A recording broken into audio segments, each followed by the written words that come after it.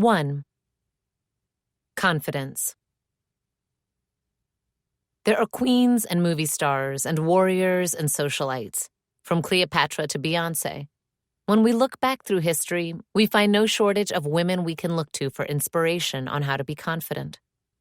But there's also no doubt that Frida Kahlo's story makes her one of history's most inspiring female role models, a master at turning lemons into lemonade.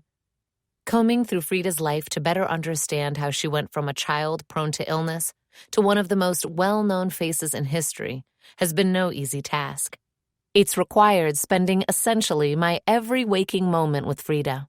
Before I knew it, she had taken over my life. Suddenly, during my daily travels through New York neighborhoods, I began to notice the subtle influences of Frida. She's there in the flick of a graffiti stroke, the sway of a passerby's skirt, the mariachi tunes floating out of a dimly lit bar. During conversations, I'd find words tumbling out of my mouth that sounded a lot like the ones Frida once wrote in her diary. Soon her style had even seeped into my closet, the color palettes of my wardrobe becoming more vibrant, my accessory collection expanding to incorporate indigenous-inspired designs. By the time I completed this book, I had begun to feel as though I might know Frida Kahlo better than anyone living in the entire world. But of course, the truth is that actually knowing Frida Kahlo is impossible. Even while she was alive, those around her only got to know a portion of Frida, the mask she chose to show the world via her paintings, and perhaps the same is true of her own husband, Diego.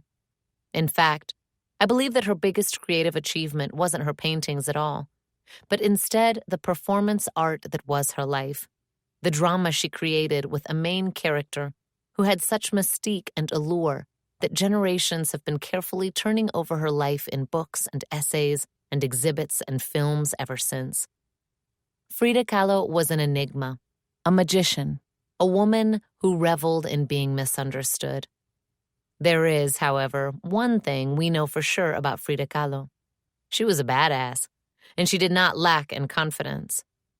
As I study this woman who stood tall in her views, a feminist and communist who proudly rocked features that still today are often seen as anything but the typical standard of feminine beauty, I begin to contrast that Frida with a young woman who wore long skirts to conceal her crippled leg after being nicknamed peg leg by her peers.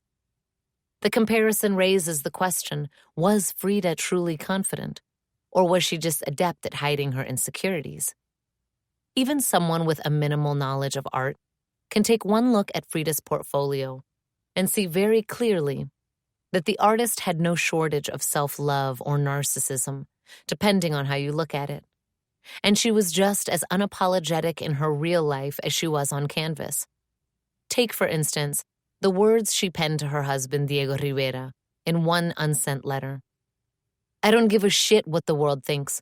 I was born a bitch, I was born a painter, I was born fucked. But I was happy in my way. You did not understand what I am.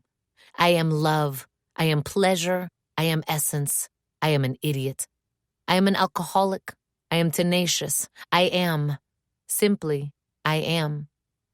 I am. Simply, I am. Those are the words of a woman who not only was comfortable in her own skin, but actually preferred having flaws.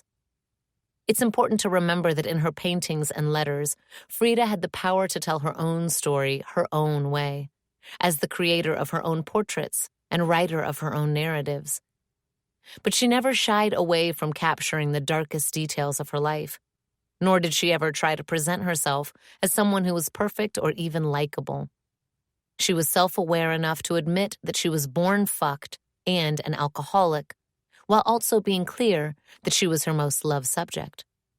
Her life offers a refreshing approach to finding confidence by simply being.